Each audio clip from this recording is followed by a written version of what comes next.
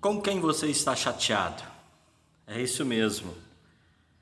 Você já procurou essa pessoa com a qual você se encontra chateado, decepcionado, magoado, irritado? De repente a gente acaba falando alguma coisa, a gente acaba fazendo uma observação, a gente acaba, fazendo uma brincadeira e isso acaba incomodando outra pessoa, assim como quando outra pessoa faz e também acaba nos incomodando. Jesus, ele nos dá um conselho diante dessa situação. Se o seu irmão pecar, repreende-o. Se ele se arrepender, perdoe. Se pecar contra você 7 vezes num dia e cada vez vier e disser me arrependo, então perdoe.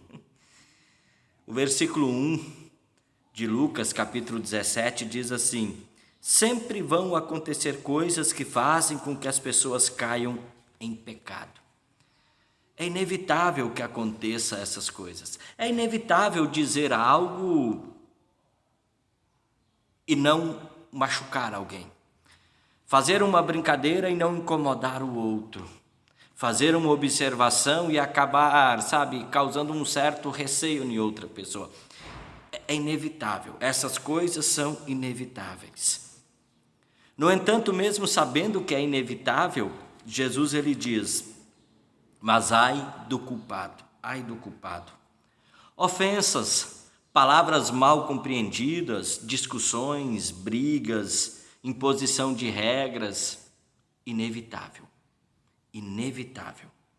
O termo fazer com que outros caiam, que na revista Almeida Atualizada consta como escândalo, é um laço, é uma armadilha para pegar animais. Todos nós estamos sujeitos a esse laço.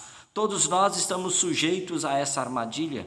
Por isso, o nosso inimigo ele anda em derredor, sabendo disso, ele anda em derredor, sempre procurando alguém para devorar. E como ele tem conseguido devorar, como ele tem conseguido causar estragos nos relacionamentos de muitas pessoas, inclusive afastando muitas pessoas da própria comunhão dos santos. Ninguém, é isso mesmo, ninguém está livre de fazer o outro se sentir chateado, ofendido. Ninguém está livre até mesmo de fazer com que através das suas palavras, através das suas atitudes, acabe fazendo com que outra pessoa se afaste da comunhão dos santos. Por isso o autor da carta aos Hebreus, ele nos dá um bonito conselho. O conselho é: tomem cuidado para que ninguém abandone a graça de Deus. Cuidado para que ninguém se torne como uma planta amarga que cresce e prejudica muita gente com o seu veneno. E o autor da carta aos Hebreus, ele segue o conselho. Cuidado para que ninguém se torne imoral ou perca o respeito pelas coisas sagradas. É inevitável. Sim, é inevitável. Muitas vezes eu acabo causando ofensas. Muitas vezes eu sou o causador do ódio, das brigas, dos desentendimentos. Muitas vezes eu acabo fazendo isso e muitas outras coisas até de maneira indesejada. Não é que eu desejo, não é que eu quero fazer isso. O cristão ele não quer o mal para outra pessoa, mas é como diz o apóstolo Paulo na carta aos Romanos: o pecado faz isso, o pecado fez isso, o pecado faz isso. Romanos 7,13. Afinal, como ele mesmo escreveu, o apóstolo Paulo na carta aos Romanos: mesmo tendo dentro de mim o desejo de fazer o bem, eu não consigo fazê-lo. É inevitável que essas coisas aconteçam. E é justamente nesse contexto do inevitável, muitas vezes, sempre onde há 2, 3, 4, 5, onde há um grupo de pessoas, onde há mais do que uma pessoa, é inevitável que aconteça o constrangimento, é inevitável que aconteçam as ofensas, é inevitável que aconteçam as discórdias, os desentendimentos, e é nesse contexto dessas coisas inevitáveis, por causa da nossa natureza pecaminosa, que Jesus, ele dá uma recomendação: como se comportar. Você chateou alguém? Talvez esse alguém reagiu esbravejando, gritando palavras de ordem. Talvez essa pessoa se isolou, não quer mais saber da sua companhia e nem da companhia de outras pessoas. Jesus ele diz assim: se caso alguém te ofendeu, exorte essa pessoa.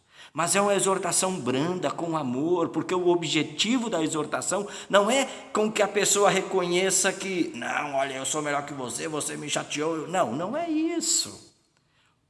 O objetivo da exortação é fazer com que haja arrependimento e haja restabelecimento da comunhão, restabelecimento do relacionamento, da unidade.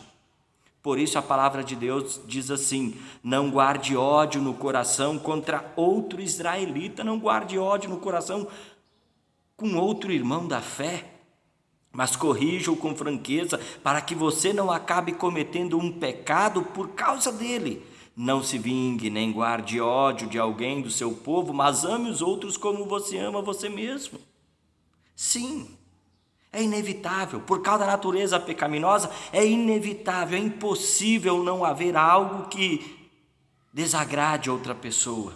Sempre alguma coisa vai desagradar alguém, sempre alguma coisa vai prejudicar alguém. Você ofendeu alguém, você brigou com alguém, você discutiu com alguém, você causou dano na vida de alguém. Talvez você foi procurado por essa pessoa. Se foi, que bom. E que bom se houve arrependimento e restabelecimento da comunhão, maravilhoso. Mas talvez você tenha feito isso e nem se deu conta de que você tenha feito isso. Aí eu aconselho a pessoa que talvez está chateada com você, seria bom ela te procurar. Porque muitas vezes nossas atitudes, nossas brincadeiras, nossas palavras acabam magoando e chateando outra pessoa. Arrependa-se. Porque Jesus, ele diz isso: ai do culpado, ai daquele que for culpado. É inevitável, sim, é inevitável, Jesus sabe disso, mas ele também dá um alerta: ai de você se você fizer isso, acabar causando prejuízo na vida de outra pessoa.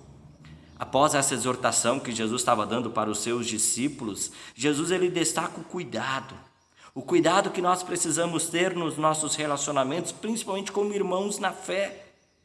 Porque muitas vezes, sem querer, a gente acaba prejudicando o outro. É inevitável. Mas aí Jesus, ele dá o conselho da outra atitude. Bem, se eu ofendi alguém me procure para conversar, que eu me arrependa, que eu seja exortado com carinho. E olha só, o que Jesus diz também, a exortação para você que ofendeu. E até mesmo para você que foi ofendido. Se pecar contra você 7 vezes num dia, é inevitável, porque isso vai acontecer. Se pecar contra você 7 vezes no dia e cada vez vier e disser me arrependo, perdoe. A atitude do perdão.